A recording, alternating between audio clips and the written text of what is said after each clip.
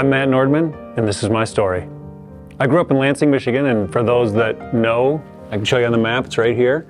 If you can picture that idyllic childhood that everybody would want to have two older brothers and younger sister, yeah, that's not what I had.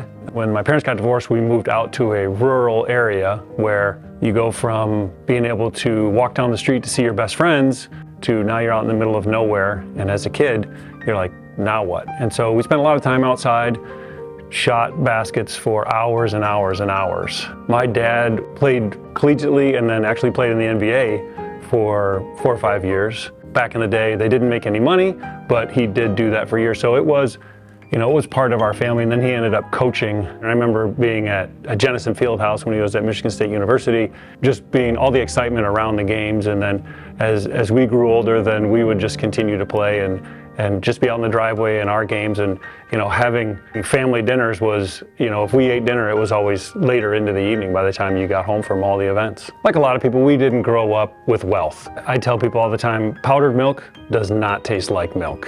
The other one that I tell everybody is Michigan winters can be very cold.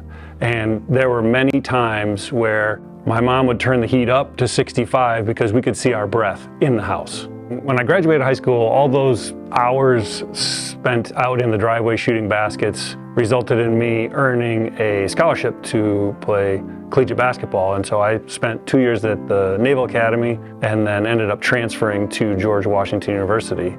Like a lot of people, you come to these different crossroads in life, and for me, the crossroads, do I stay at the academy, do I transfer, and ended up transferring and graduated with a business degree and came out not knowing, like a lot of people, like, well, what am I going to do now with this business degree?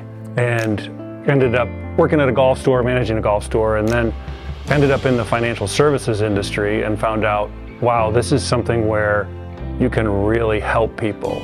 It was 2001, and my back, I had serious back issues to the point where I really couldn't even walk, and I was on crutches, and mind you, my wife now, we had made the decision that she was gonna stay home with our, at the time, 2-year-old daughter, and so I'm the sole breadwinner, and now I can't work. For most people, if you recall the feelings you had on 9/11, 2001, which was a tragic day in our country and the whole world, we actually celebrate that day in our household because I had back surgery that literally changed my life to the point where I could live again and physically move and be a part of society.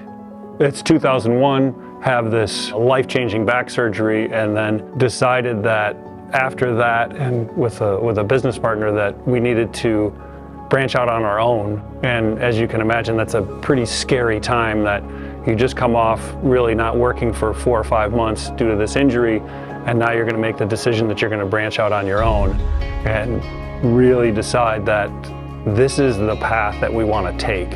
And as scary as it is, you have to take that leap. So when you first start out and start your business, you're hustling. And so there were 3-4 nights a week easy that I wasn't getting home before 10 o'clock because you're trying to build a business. And had many discussions with my wife saying, okay, when the kids get older, you're not going to be here to be a part of their lives because you're going to be working constantly. I said, if we do this right, and if we continue to build this and help people and what they want to do, we'll be more than taken care of, and I'll be able to be there for all those important events, whether it's the kindergarten parties or birthday parties or graduations and all those things. And so we've been blessed beyond belief that I've been able to be a part of their lives.